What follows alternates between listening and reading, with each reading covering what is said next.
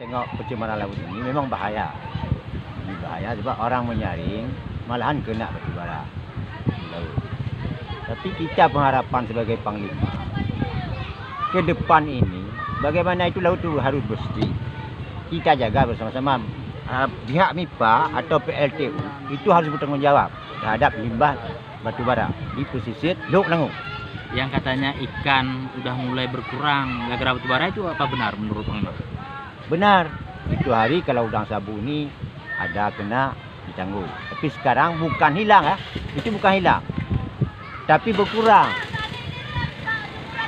Bukan hilang, berkurang. Menurut Panglima gara-gara apa? Kita pikir gara-gara batu bara ya juga. Ini yang sebenarnya itu batu bara dengan sampah sudah badu. Sampah itu sama juga bahayanya, aqua, plastik, apalagi bercampur batu bara. Sampah itu bukan PT punya kan, sampah itu tidak punya. Makanya pemerintah dengan PT Batubara MIPA harus tanggung jawab. Iya. Harapan kita ke depan? Harapan saya ke depan, saya sebagai panglima, janganlah kayak gini lagi.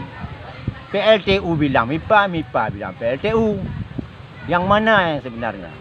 Jadi harus sinkronlah orang itu dua. Jadi kami masyarakat ini bilang untuk MIPA. Buat PLTU, bilang PLTU, MIPA. Jadi kemana arah kami? Sejauh ini dari pihak pemerintah udah turun ke Ada turun. dari dinas di LHK.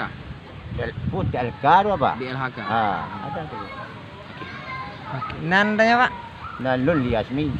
Ali Li Hasmi Liasmi. sebagai Panglima Laut Teluk Langung. Langung.